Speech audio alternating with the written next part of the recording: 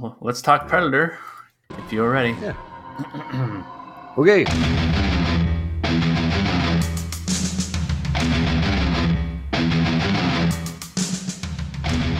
Welcome to Predator Minute, the podcast that breaks down the 1987 action sci-fi slasher classic Predator 1 minute at a time. I'm John Zabriskie. And I'm Jeff Glover.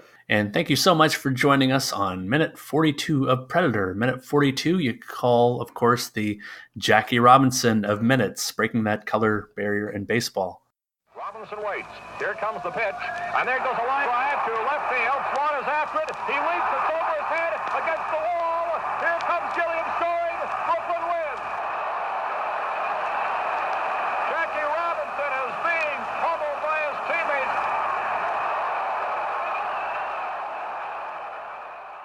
Of course. Very nice. Yeah. A historical moment. Probably the most notable of the 42s is Jackie Robinson, but 42 going through the sports books about who wore number 42, it's a hefty list with a lot of Hall of Famers from different sports, a lot of notable names. It's interesting after having quite a few numbers where it was kind of hard to come up with good athletes representing those numbers here and there. We hit upon 42 and all of a sudden that just blows up, whether you're owing that to Jackie Robinson or just that being a nice, even, easy to remember number. Mo Vaughn. Yes. Oh, there you go. Mariano. Mo Vaughn. I love Mo Vaughn. He's one of my favorites back in the 90s. Yeah. Mariano Rivera. Hall of Famer Ronnie Lott. That's a football player. It is. Anyway, we're talking minute 42 of Predator. Minute 42 of Predator. Oh, yeah. Predator. Maybe not as existential, but it opens with Anna fleeing and ends with Hawkins' blood spraying across Anna's face. Oh, man. Oh. Well, we'll get to it, but sad ending to this minute. Yes. Downer ending, you would call it. Yeah.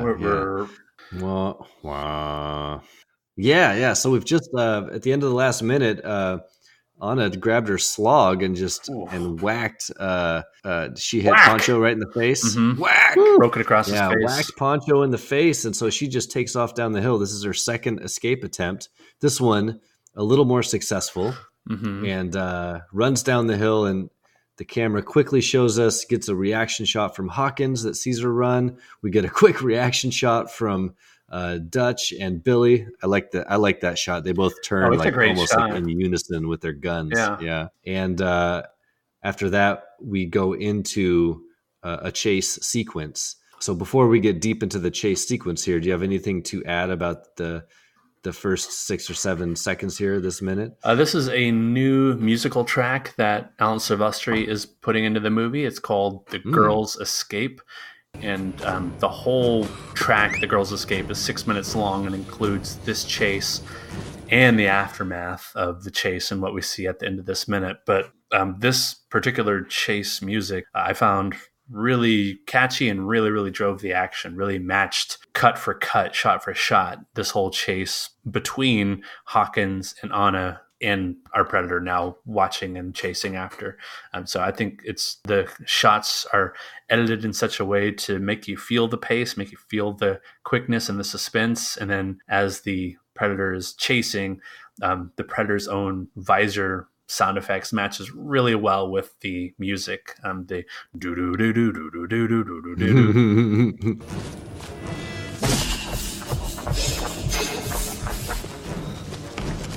Big fan of it, that's a good point about the score or the track that they bring in. I like how when this sequence starts, she starts running down the hill and we get some establishing shots and we get some quick Predator vision. But once she really starts to take off, it switches into Predator vision right around like second 12, 13. It switches into Predator vision and the score drops out and all you hear is like that Predator vision track, that score. Yeah. And it's like a pause. It's like a break in the sound design. And you just see Anna running across the screen in the Predator vision. And then it does that for a couple seconds and it cuts right back to Anna running and that score jumps right back in. And just taking that little break with the Predator vision and dropping the score out for a couple seconds and then bringing it back in really sort of punctuates it. And like when it comes back in, you really notice it. and it just sort of kicks off this chase scene in a really great way. Yeah, I like it a lot. Part of what keeps it's kind of like fooling to the ears. Part of what keeps you not totally forgetting the music in my mind, in my ears, is that when it switches over to the Predator vision, you're still hearing the heartbeat, the thump, thump, thump, thump, thump, and they're matching that really well to the actual chase music, that horn acting as a beat, that and then the heartbeat comes on, the I think that matches really it's just well. like a continuation of the drum track of the percussion kind of. Yeah, it's really great. One last note before we move on. When I heard this, I couldn't help but think of this Super NES game from back in the day, Contra 3. I don't know if you played any of that. Ooh, I never played 3, I don't think. Okay, it's worth a play. It's like the original Contra, just kicked up a notch. They're not trying to do too many fancy things, but they're keeping the action heavy and like the weapons various, and the tracks are really, really good. And this is a track, this one, The Girls Escape from Predator. I feel like Contra 3 borrowed it heavily for their last stage of that game. There's like one segment towards the very, very end of that game, where you hear that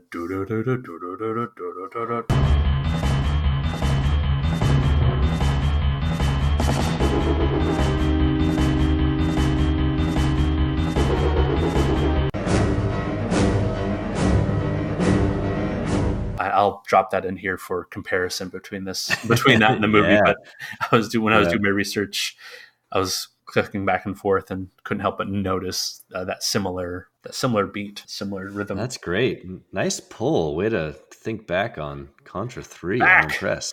Yeah. Back. Mac.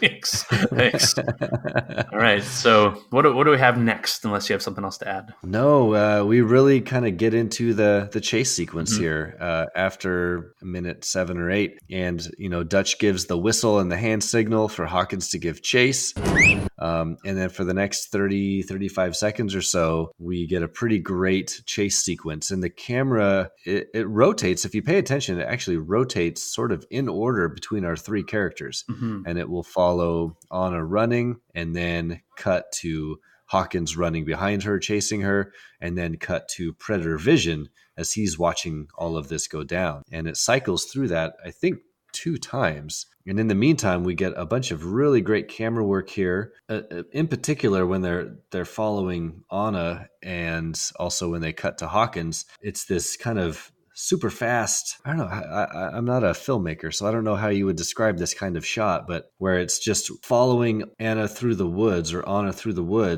and Anna's in the trees, but the camera's sort of in the front of the trees.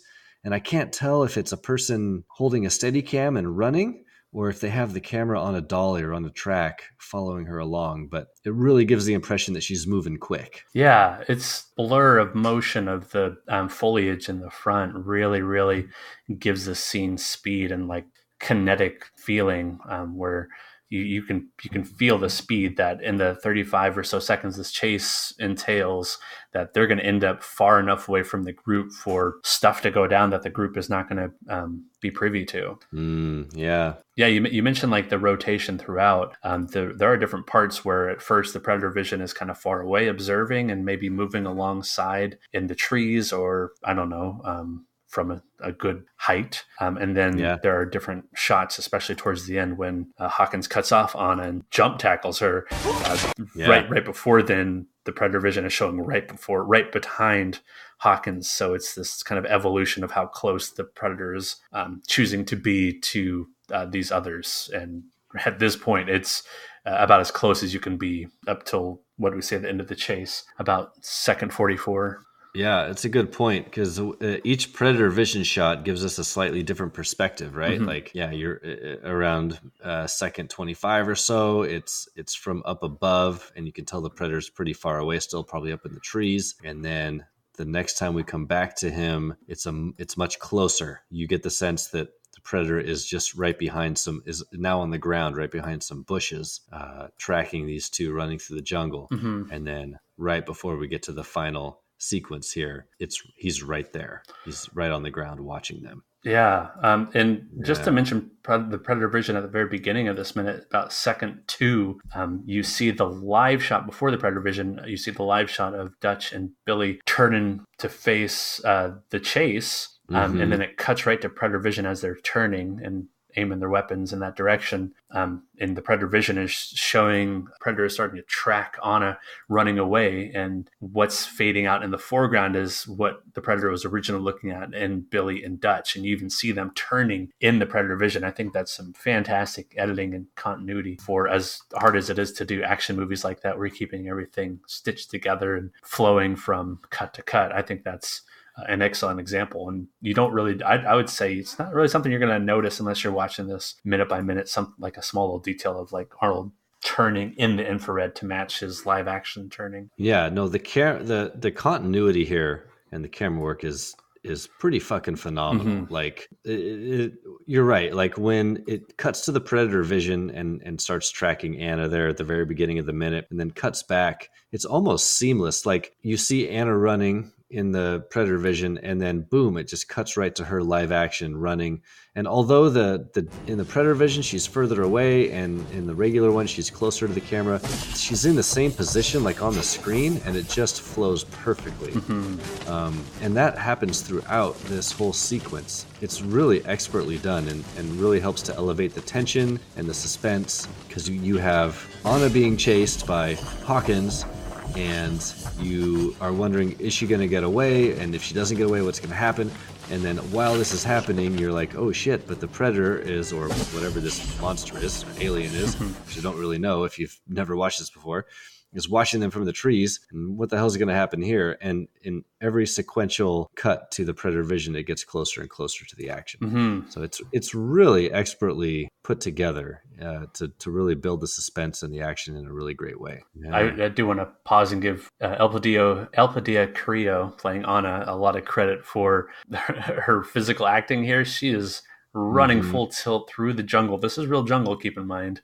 And the landscape, if you remember from previous minutes, is pretty much all inclines and declines. There's not a lot of flat space. And you can see where they pull away a little bit from shot to shot, where you're reminded, oh, they're going either uphill or they're going downhill all this time, whether you're wherever you're running in the jungle. In this particular jungle, you're going uphill or downhill. So not only that, but either she has her hands bound or she has to run as if her hands are bound, which must be super difficult. Hawkins is wearing a pack, which honestly, honestly, at movie magic, you could say we can, make that pack really light and make it look like it has weight. But having the hands bound or acting like your hands are bound, like that's something you just do. Where if she started pumping her arms, all of a sudden you'd be a little bit, oh yeah, like what? You'd be taken aback about how her hands become unbound, but no, they're bound through this whole scene and for the next few minutes, and I think for the next, halfway through this second act that we're just now starting. If a camera was following you while you ran through the jungle, how far would you make it before you fell flat on your face, do you think? Because I think I would last maybe 5 seconds. Yeah, especially something like this where it's just like vines and ferns aplenty. I don't think I would be making that far, especially either wearing a big pack or pretending like my hands are bound, or in fact having the hands bound. I'm just imagining myself running and the camera's following me, and all of a sudden I just go down and the camera keeps going forward, but then has to stop and then come back. And there I am, like flat as a pancake on the ground. It has to pan down to you just laying there. Right, pan down. The Predator's like, nah, no sport. No sport. I'm just moaning. Yeah, the Predator looks at me and is like, fucking weakling. No sport. When's the last time you went to the gym? Or don't exercise. I don't exercise. I don't exercise. So credit to our actors here for really throwing themselves into the scene. Pretty impressive. Yeah. Have you ever had to ask you a question, have you ever had to chase someone, not necessarily through the jungle or like a forest? Have you ever had to just like give chase to somebody, not in sports either? Just like think of outside those times. I know it's like a unique experience to chase or be chased, but it happens. my oldest daughter is 5. When she was like 3.5, I took her to a park that's near where I live, kind of like a state park that has it's like a half-mile little trail that goes from the park down to the edge of a lake. And I thought it would be kind of a fun kind of mini hike for us to do. And we were doing something. I was up at the trailhead, kind of getting the pack ready. And I turned around and she had just started running down the trail. And, she's 3.5 and just running full bore. And I was yelling her name and she wasn't responding or turning around. So I had to sprint after her before she just ate it. Right. Like, pretty quickly, this trail got kind of steep going down to the water. That's the first thing that comes to mind. I had to chase after my daughter just to make sure she didn't smack her face into the ground like I would have if I was running through the jungle. Was this on the Burt Gilman Trail? No, this was at St. Edward's Park, which is a state park near where I live that's by Lake Washington. Okay. But I'm trying to think of something more dramatic that I had to chase someone. I can't think of anything off the top of my head. Do you have a chase story? I mean, I feel like it's a rare scenario where as an adult you're ever really having to chase somebody if you're not like in a gang or something like that. Just, I mean, the parental chase happens here and there. I imagine it'll happen more as our kids grow up together and like, I don't know, maybe wrestle a little bit too roughly with each other. I think the only thing I could think of was like when there was a fight at our school a few years ago. I remember having to like run down the hall real fast to like see if I could cut off the person who was trying to find someone else to fight. Oh, I love it when kids run away. That's just an excuse to chase. Yeah. That's a good point. I didn't think of that at work. Don't run. They always run. Everybody runs, Fletch. Kids are so dumb.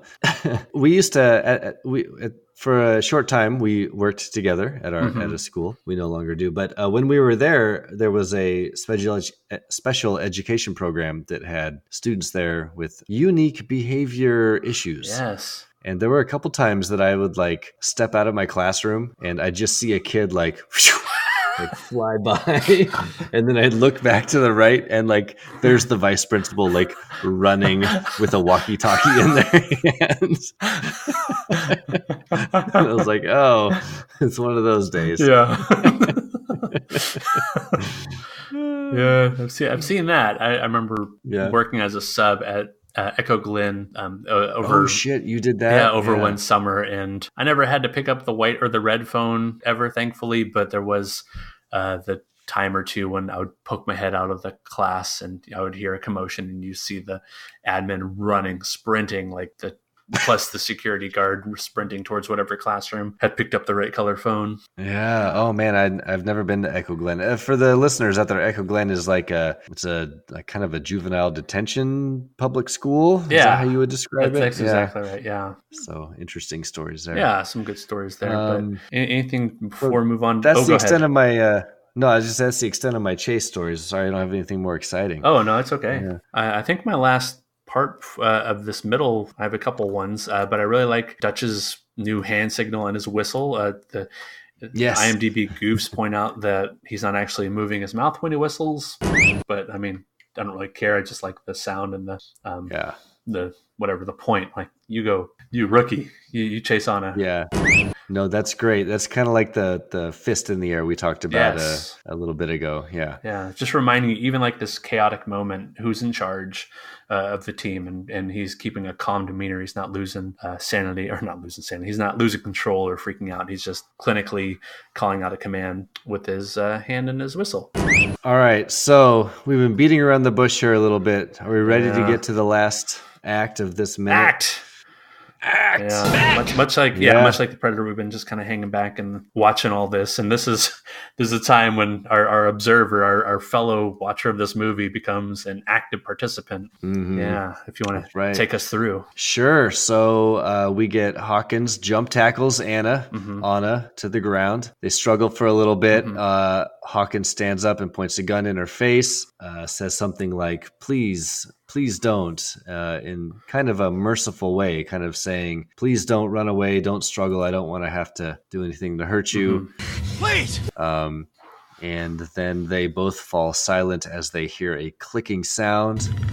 They look to the side, and we get our first shot of the shimmer of the Predator camouflage, which is pretty awesome. Yeah. And Hawkins yells, and then all we see is Hawkins fly out of the screen, and Anna's face is sprayed with blood, presumably Hawkins. Yeah, we hear really good, heartbreaking death cry here from Hawkins. Just chills when you hear it, because you're knowing what we know later, that it's his last, like the last line of Hawkins. But we'll pay more tribute to Hawkins next minute, because that's when we deal more with the aftermath. But yeah, we're losing our first team member in the movie. First team member goes down. Yeah. Oh, okay. Hang on a second, John. I'm going to walk away from the mic for just a minute, but you can still hear me here. Yeah, I can hear you. I'm going over to the fridge, grabbing my glass. This is live. Yes, this is live. We are.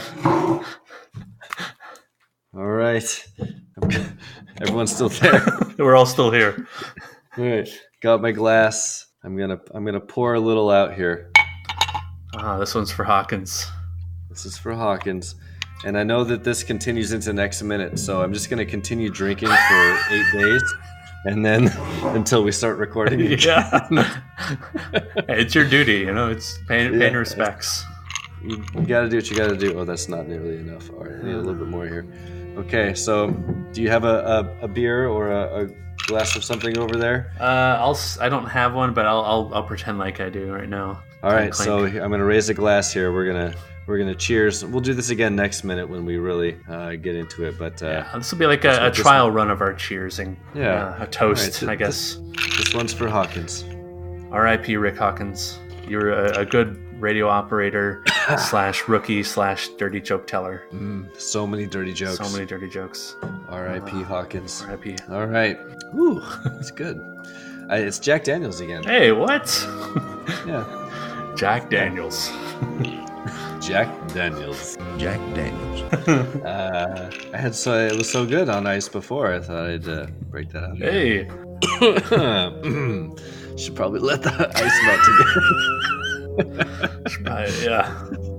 Just give it a minute. I like just giving Hawkins some credit here. Gives Anna a good flying tackle to the leafy ground. Does. Yeah. I thought if you had to name it, you'd name it something like, I don't know, the Flying Hawk or the Hawk Slam or Hawka Shaka. You smell what the hawk is cooking, everybody's favorite lines. Yeah, they're struggling, and he's pointing the gun in her face, which Flying Hawk gives the old Flying Hawk. R.I.P. Flying Hawk. He's pointing the gun in her face, and that totally reminded me of just a couple minutes ago when Panchito was pointing his gun in her face, and I thought, like, this is not the way to calm a prisoner down. Like, you pointing a gun right in their face, telling them, like, hey, please, please. And you and I were talking about this off mic, or off recording, but his please really reminds me of like trying to keep your own kid calm, like in a kind of hectic situation or a quiet environment, and they're gonna erupt. So you're just trying to like plead with them, like please, like we'll buy you fruit snacks. Grab them by the shirt and you go, please, don't throw a tantrum. Read the room, not the place. That's so true. So I got to ask you, what do you think about our first shot of the shimmer here? The special effects, this is from 1987, right? Yep. 1987. What do you think about it? Does it hold up? Does it, it's our first shot of it. Does it look cheesy, campy? What are your thoughts here? I could see someone making an argument for it being cheesy, campy, but I just love how, if you're watching this the first time, that shows up for maybe 3/4 of a second. You are it's really fast. Totally thrown off. What it really reminds me of, and this probably is an homage to it, is the alien making its first appearance in the movie Alien. I believe the first time it makes its appearance is when it's jumping out through the vent at what's his name? Tom Skerritt, right? Oh, Tom Skerritt. Yeah. Is that him in the vent? Right. And they're watching the beep on the monitor, and it just like, I think it just disappears, the beep does, and like what you see from his perspective is the alien like jumping out almost to hug him, and you see it so quick for less than a second, but it is so affecting in that this is like our first view of this thing, and it looked terrible. And if I had to pause it and rewind it in the movie theater, I totally would, to have a better understanding. But the more I watch it, the less I feel like I know what the shape is they're trying to convey, because if I remember correctly, this isn't necessarily the costume shot. This might be still the red costume that Van Damme might have been in. The problem is McTiernan is really not giving anything in this commentary in this part, and he really should be. It'd be really nice to have some good behind the scenes. He is in fact quiet for this entire minute of the movie on the commentary. Yeah. Oh man.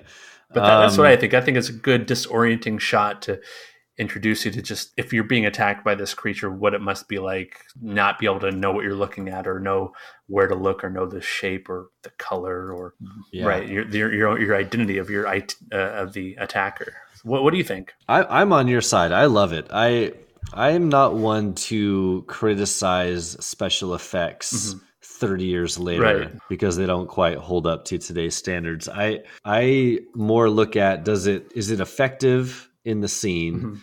Does it add or does it take away from the scene? You know, does it pull you out of the movie or does it draw you in closer? And I think in all three cases, like this, you're surprised by it. It kind of shocks you because you're not expecting it.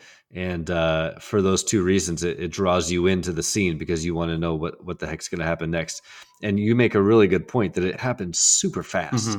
Like, you're right. It is like less than a second. So you don't really have time to think about it. It just comes on screen and it's this shimmery body that's moving towards the camera, and we get a really fast predator vision shot of Hawkins' face, which looks kind of funny, by the way. If you pause it right there, he looks kind of like a hippie with glasses on. Yeah. Why are the glasses blue in this shot? Shouldn't they be just as red? Or maybe they're like super cold, like compared to the rest of his body. But yeah, his glasses are totally blue. It looks like a G.I. Joe action figure in this shot. Yeah, it totally does. But then right after that, we just get the death scream and the blood splattering all over Anna. So I think it works really great. I love it. Yeah, I think it was a really smart choice. Yeah, and to show the predator that fast for the very first time, just to keep you guessing. And here we are, minute 42 into the movie. I can't imagine a modern day movie like that where they're going to hold off on the monster. And again, we're only seeing the invisible part of the monster. It's still going to be a while before we see the actual monster, the actual hunter, and that's the most we've seen. We've seen the hand in his own infrared vision, and we've seen this little shimmer for, like we talked about, a second or less than a second, and that's all you've seen in the first more than a third of the movie. We're talking 2/5 of the movie so far. Yeah. So this is the first predator kill that we see on screen. That we see on screen. Right. That's true, and we don't really know because it happens off camera. How do you think the predator is? Well, I guess we find out later. But if you're a first-time watcher of this movie, you don't quite know how the predator has just grabbed Hawkins or killed Hawkins in the moment. Right. You don't know if it's his hand or if it's a weapon. So I don't know if that's something you thought about or something you remember thinking about when you first watched this movie. Yeah, I always thought it was just like him grabbing Hawkins with his like clawed hand. Ooh, just like his straight up claws, huh? Yeah, that's what I always thought. Like when I first saw it when I was young. One of those monster Muppet hands, right? Phenomena.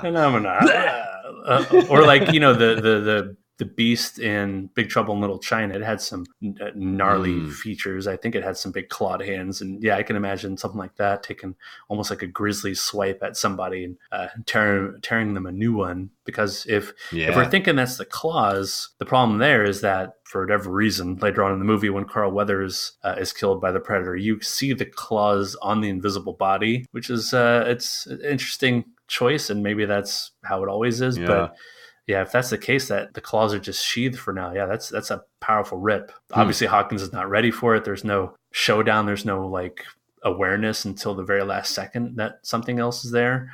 So it's in essence, it's also the team's first contact with the alien. It's very short contact because Anna's going to be catatonic for a good portion of the scene next to follow. Yeah, well, poor Anna just gets splattered with that blood. Like, that's traumatizing. Yeah. Gross. I like the predator introducing itself to the conversation with the clicks. And I was wondering, do you think it's saying something? Do you think it's just kind of like hyped for the hunt? It's like it's finally happening, so it's allowing itself a little bit of a voice. Yeah, I always took that to be kind of like his version of a little growl. Just like I can't make the noise myself, but that doesn't feel like anything that's any actual language. It just feels like a growl or a grunt. Yeah. His version of it. Yeah. And we've said this before, but the Predator voice is provided by Peter Cullen, who voiced Optimus Prime in the original Transformers cartoon. Autobots, transform and roll out. And movie and the current movies still, he's doing that voice and a multitude of other voices. And it's fun to hear him talking about doing the Predator voice because he'll still do like the clicks and the voice a little bit. They were going to roll down to the very end of the film where the Predator takes off his headgear and you're going to see the face and all that stuff. And when they did that, I saw this ugly, ugly face and these tentacles like going like this. And it reminded me of a upside down horseshoe crab dying in the sun on a beach when I was a kid. It was nasty. But from that horseshoe crab was coming all this crackling sounds, bubbles coming out that were bursting. I could remember it. So I don't know if I can do them now, but I thought, okay. That's awesome. Yeah. That is awesome. I didn't know that. Yeah, that's great. Yeah. So we were talking about we don't really know how Hawkins is killed off in this scene. And in fact, we never learn, spoiler alert, in the movie. We just kind of have to infer. But the script just calls it an energy weapon. Which is not forthcoming with the information much. Just calls it an energy weapon. It's pretty vague because I think when the script was being written, Jim and John Thomas, the screenwriters, were probably thinking that, hey, this is something that we'll fill in while we're filming. We'll do some cool special effect and add it on later. Right. We don't really know. I don't know. Another cool thing I liked from this script difference was that in the script, as they are struggling, Hawkins and Anna look over to where the Predator is coming out of the jungle in the camouflage, and they see the flash of the yellow eyes. That's one that I could either take here or leave here. I like the idea of the eyes, but also like the idea of the eyes first showing up when Mac sees Blaine taken out. Yeah. No, I think the choice in the film is a good choice, like having just the blood splatter there. Mm-hmm.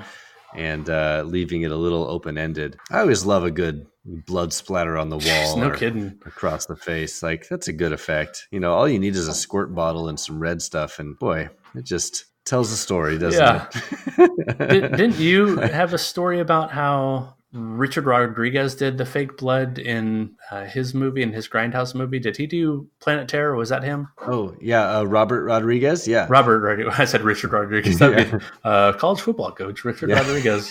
Also directs Grindhouse movies. I just love, I think I talked about Grindhouse. Was it last episode or a couple minutes ago?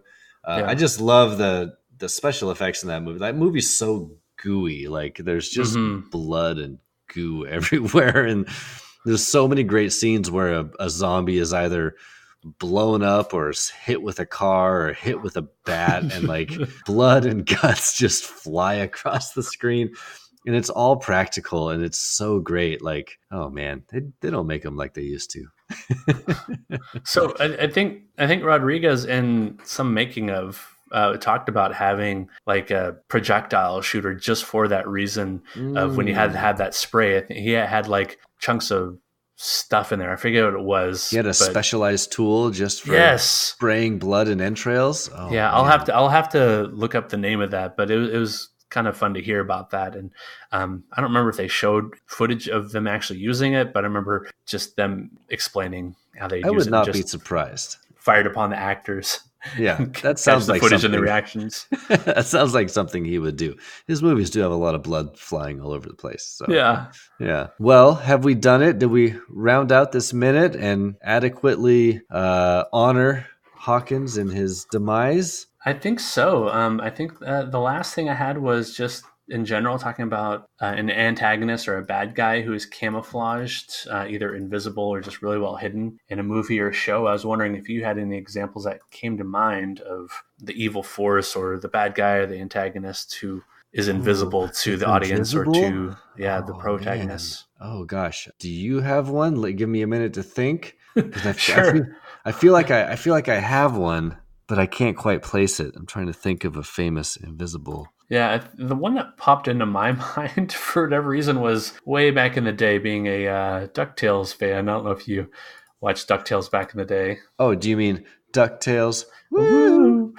Yeah, it's absolutely what I mean. But that popped in my head as something that was like scary. I don't watch scary movies as a kid. I watched cartoons, Mm-hmm. And DuckTales, there was one episode particularly where the gang was all at a Scottish castle, I think, and it was a classic Scooby-Doo trope of someone was trying to scare away everybody by acting like an invisible ghost. But the way it was all done, I don't know, for whatever reason, and I had seen lots of episodes of Scooby-Doo, and it never scared me in Scooby-Doo, but for some reason DuckTales did it so well where I was just like peeing my pants scared of the way that they're presenting, this antagonist, this bad guy, who just turned out to be using like an invisible powder. But up until then, I remember being just scared so bad, like watching that by myself. I couldn't, it's just so scared. Oh man, I don't remember that DuckTales episode. Yeah, man, I can't.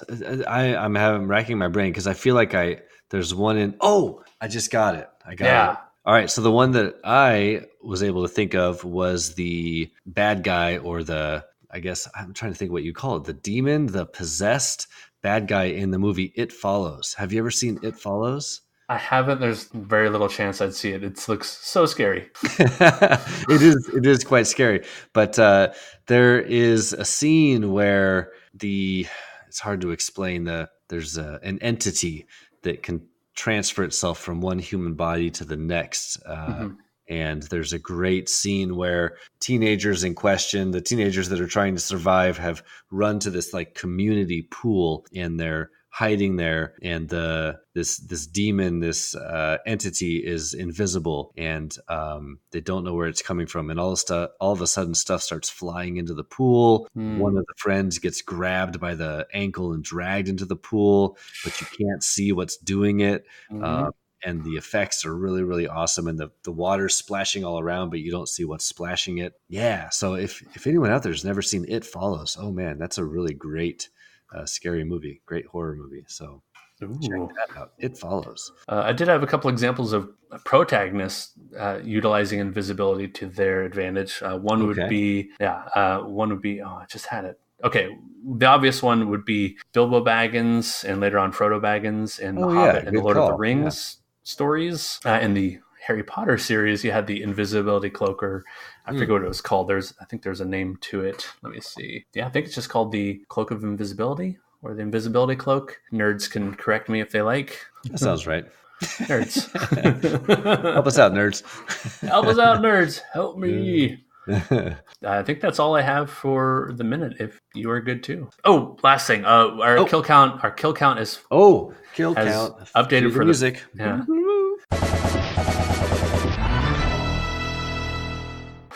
Our kill count is updated for the first time in a long time. Long time. We are now at 93 so far. That would be 92 killed before this minute, and then one sadly at the end of this minute in Hawkins. Oh, Hawkins. 93. So add to that kill count. And I don't think we're done adding to that kill count. I have the sense that, I don't know, maybe the hunter who just took out Hawkins is also going to strike Anna, or it's going to go after the rest of the team. But pretty heartbreaking what happens here. Some shit's going down, John. Yeah. It's going down. Shit just got real. Shit just got real. Yeah. All right. Go ahead. What do you have to recommend, Jeff? Okay. Oh, weekly recommends. All right. I'm going to go off here on a little kind of two-part recommend. John, you and I were talking before we started recording this. As a movie watcher, a movie lover, you watch as much stuff as you can, but there's always going to be those blind spots, those movies that you've never seen before that you're almost too embarrassed to admit that you've never seen. And I had one of these, and I don't know how this movie has escaped me all these years. I love 80s action movies. I know this movie was on cable all the time when I was a kid. For whatever reason, I'd seen little bits and pieces of it. I've never watched the whole thing. And that is Patrick Swayze's masterpiece, Roadhouse. Roadhouse At the Double Deuce. Have you seen Roadhouse, John? I assume you have. I mean, a long time ago. Yeah. There's a So I watched, throat rip scene, so that's the big one I remember. The throat rip is insane. Yeah. What the hell? What is going on? This movie is bonkers. This movie makes no sense. Patrick Swayze knows kung fu, I guess, or something. Never really explained. Comes to a small town that apparently he's been to before because he knows like half the people, and he's going to clean up the bar, the Double Deuce. You all know the story. This is a famous movie. I finally saw it for the first time. My mind was blown by this movie. I was thoroughly entertained. I could see why everyone loves it. The fact that one of the bad guys just drives around a monster truck as their vehicle that they drive every day is mind-boggling and great. So anyway, I watched Roadhouse. That's my weekly recommend. But it's not really my weekly recommend. What I'm actually going to do is kind of fold that into another recommend, which is I've talked about this website before. It's a great movie website called fthismovie.com. Yeah. And the guy who runs that website, Patrick Bromley, also has a great podcast as well where they just talk about whatever movie they feel like that week. But anyway, every June they do an event and they call it June Exploitation. And the idea is that they celebrate for the month of June exploitation movies, genre films, cult films, weird movies, trash movies, old movies, low budget movies. And this can be action, exploitation, like I said, like just any of those old movies, mainly from the 70s and 80s and into the 90s that fit any of those categories. And so if you go to fthismovie.com's website, you can find the June Exploitation schedule. What they do is they assign a category for every day of the month. And the idea is that you try to watch a movie that fits that category for every day of the month. And then you can go on the comment boards and say what you've been watching and talk about it. And it sounds super nerdy. It is, but it's also really fun. I don't ever get to participate as much as I want to. I wish I had the time to watch one movie every day. I don't, but I try to get one in whenever I can and then get on the message boards there and have fun and have a little discussion. So awesome. Check out June Exploitation. It's a really good time. What day are you looking forward to the most on June Exploitation? Well, I kind of watched Roadhouse as a way to kind of prime myself for the month because it was one I had never seen before. I always love 80s Horror Day, obviously. But this year, one of the days I'm looking forward to the most is there's a day called Robots. That's the category. So I'm trying to decide what robot themed movie. Like, do I go watch a Terminator movie? Do I watch AI? Do I watch Chopping Mall, which is about robots in the mall that kill everybody? So this is the fun of June Exploitation, is you can interpret the category in any way you'd like. So that's what I'm looking forward to. Nice. Yeah. All right. Sorry, that was kind of long, but I always like to direct people towards F This Movie. It's a really great. You turned me on to that podcasting website, and it's become one of my favorites. And it's all coming full circle. And, everyone should check it out. It's awesome. So I'm going to recommend this week a podcast from a guest we've had on before, Eric Deutsch.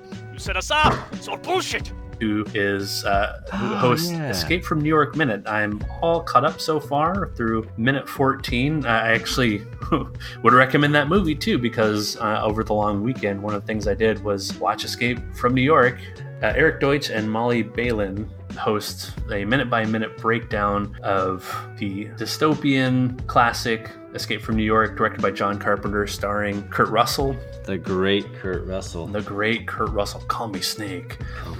And I watched that movie the other day and just was loving it so much. I was gonna ask you, did you like it upon your rewatch? Every time I watch Escape from New York, I fucking love it, dude. It's so great. I think something I really appreciated this time around was near the beginning when Kurt Russell is piloting the glider. You have this awesome inside view of his face. It's all green lit. Yeah. It just looks like the most badass, I don't know, hero shot, from the 80s. It's up there with a good Arnold face or a good Stallone face, is this green hued pilot cockpit face of Kurt Russell, doing what he knows how to do and just taking care of business. When they did those flying scenes with like the green radar or whatever, they didn't have the money to actually, and like this is early 80s, and they didn't have the money to actually like have computer graphics of that happening. So they actually like made miniatures and painted like the green crosshatches across it and moved the camera through it to make it look like the green was on, like it was a computer screen. Like the stories behind the making of that movie are nuts. Yeah. And like they filmed it in St. Louis in a part of the city that had burned down.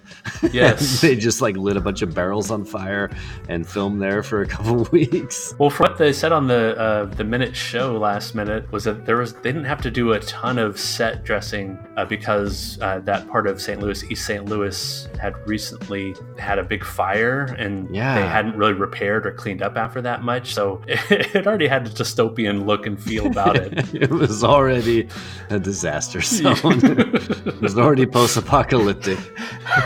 We're done here. We did our work. Like, you didn't even do anything, didn't I? They just leave. Oh my god, that's funny. So have you been listening to their minutes at all? I listened to a couple, but I need to catch up. Like, I love that movie. I like Eric a lot, but I'm just behind. I need to catch up on his show because they do a great job there, and it's a movie I love. So I will get to it. There's a lot of good stuff there. Yeah, if you want to comment on the minute-by-minute breakdown of Escape from New York, they have a Facebook group called Brains Library, the Escape from New York Minute Hangout. If you want to hop onto Facebook and find a place to chat about Predator Minute, you'll find us at Predator Minute Listeners Palapa. You'll find us on Twitter at Predator Minute, and you can send us your favorite spooky invisibility bad guys at predatorminute@gmail.com. Yeah, help us out. Yeah, so speaking of Twitter and social media, where can people find you, Jeff? Hello, meine Dispatcher says there's something wrong with deine Kabel. Oh, I'm on the Twitters. I'm Carl_Hungus314. Come check me out there. Jeff Glover, I'm on the Twitter. Yeah, come follow. I occasionally tweet about things. Awesome. Yeah. Awesome. So with that, we will toast Rick Hawkins once again. R.I.P. Rick Hawkins. Oh, funny side note with that on the Zencast recording today. I thought I was clever when I wrote R.I.P. Hawkins, and then you logged in, Jeff, with the username R.I.P. Hawkins. That's fucking crazy, dude. That's fucking crazy. So weird. That's so weird. That's the first thing that popped into my head when I saw the box. And dude, that's nuts. I think what I'm going to add, I think it's just a little subtle thing because I can change the image for each week of the Predator Minute podcast icon. I'm just going to add like some little thing. You'll just have to look forward to that and see what little feature I add to it, because it's the group photo of the whole team. And as we lose team members, I'll put something in there to pay them some respect. Right. Yeah. Okay. I like it. All right. So be looking for that at minute 42. Cool, man. So for Predator Minute, I'm John Zabriskie. And I am Jeff Glover. And until next time, stick around. Mac! Mac!